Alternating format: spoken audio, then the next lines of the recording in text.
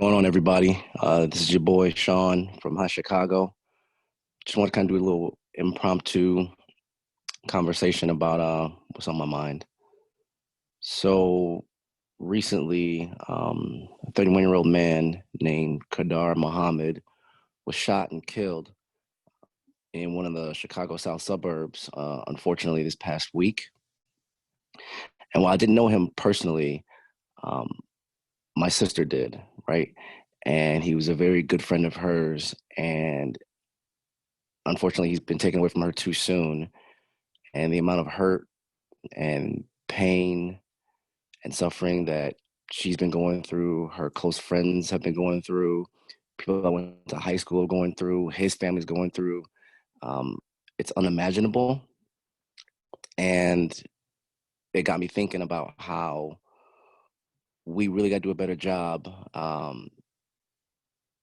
loving each other, taking care of one another, checking in on one another. Just because you never know, man, you never know when shit's gonna hit you, and it sucks because you didn't get to say goodbye or because you held a grudge forever, right, over something stupid. And we're all humans, so we all do it. But I don't know. It's just got me thinking about how I got to be better as a brother. I got to be better as a son, because you just never know when someone's time is up, and you never want to have regrets, that you didn't get to say goodbye or that you didn't get to do whatever you guys like to do for fun, whether it's going to the movies, getting a drink, just hanging out. Life's way too short, and 2020 has been a hell of a year, the most wild year of my lifetime for sure. And because of how crazy the year has been, sometimes I forget about the small things that count and that matter. So to everybody that was affected by that loss, I'm sorry, and I hope that one day you guys heal from that. And then another thing I wanted to touch on really quickly was I got wind today that 19-year-old, I'm not sure I get his name 100% accurately, Marcellis Stinnette, who was in one of the Chicago suburbs, was shot and killed by a police officer.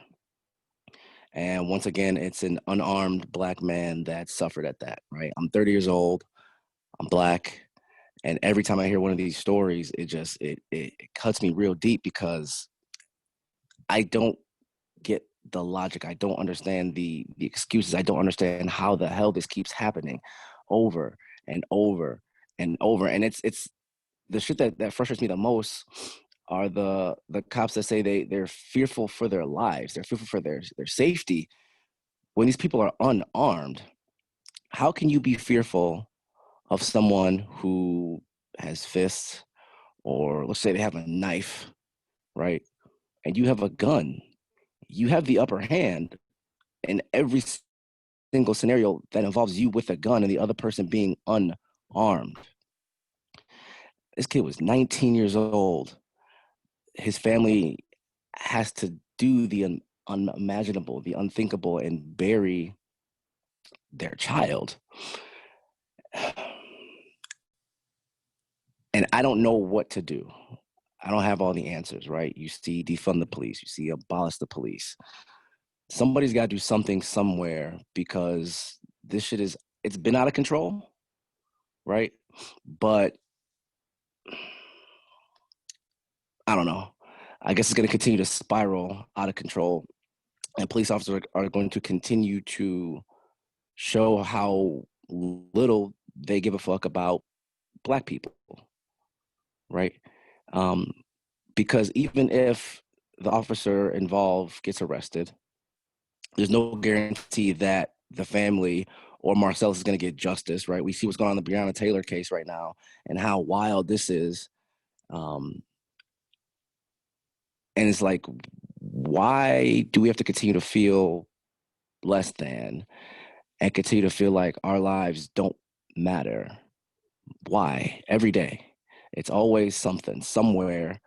Um, and shit's tiring and it sucks and it's painful and it's frustrating.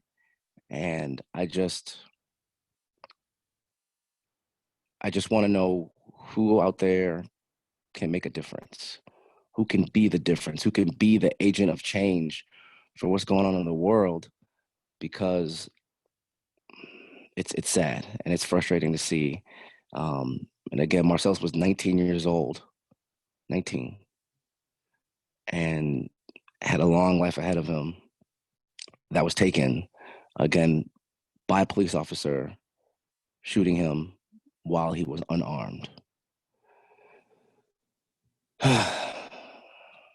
So I just thought it would be remiss if I didn't mention those two gentlemen, with us being out of Chicago and what's going on in our own backyard. Um, so again, to the family and friends listening right now of Kedar Muhammad, again, I'm really sorry for your loss. Anybody out there who knew Marcellis Stinnette or knows of somebody who suffered at the hands of police brutality or wrongful shooting, again, I'm so sorry that you guys have to even deal with that. But what I will say is be better family members, be better friends, be better relatives, love each other, take care of each other. I got to be better for sure because I'm not a good brother. I'm not a good son.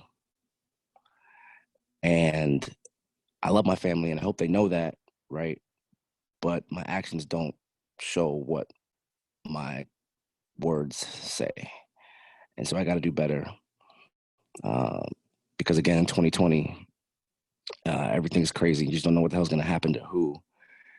And so if you guys have any grudges, let them go. Please let them go. And please let your family know that you love them and that you'll be there for them and that you'll check in on them even when they're not going through something, right? Just check in and say what's up. I promise you it goes a long way.